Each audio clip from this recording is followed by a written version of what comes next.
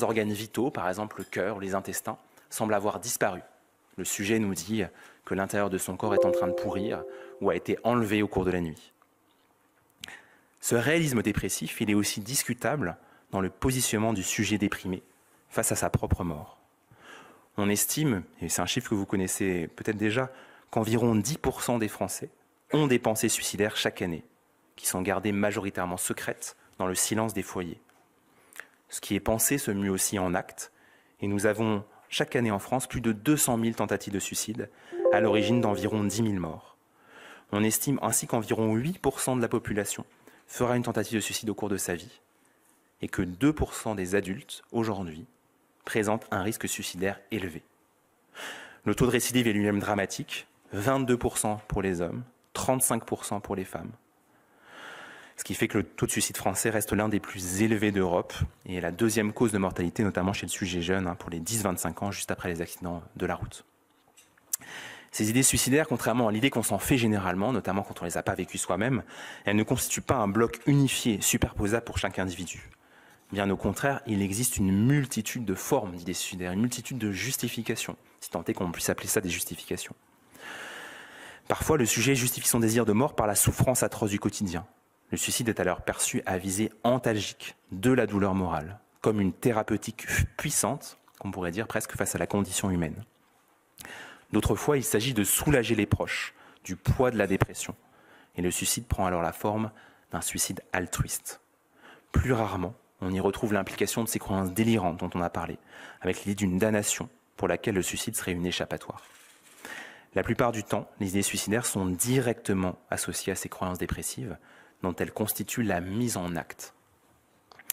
Les moyens suicidaires, et ça vous le savez aussi, sont très divers, des plus violents, la pendaison, l'accident automobile provoqué, la crémation, la précipitation, au plus classique, la phlébotomie, l'intoxication médicamenteuse volontaire. Chez certains sujets déprimés, il persiste une appréhension de la douleur physique ou de l'infirmité qui participe au caractère anxiogène du passage à l'acte. Pour d'autres, l'intensité vécue de la douleur morale ou l'incapacité finalement à ressentir toute forme affective, toute forme d'émotion, l'incapacité à coder ce qui est plaisir ou déplaisir dans le monde, abolit toutes les inhibitions suicidaires, favorisant des passages à l'acte violent. Il y a un mot de Victor Hugo que j'aime beaucoup à propos du suicide, qui dit que le suicide est un conflit entre deux craintes. Il y a suicide lorsque la crainte de la vie l'emporte sur la crainte de la mort. Finalement, on peut dire que dans la dépression, le suicide se retrouve au carrefour de dynamiques qui sont très contradictoires.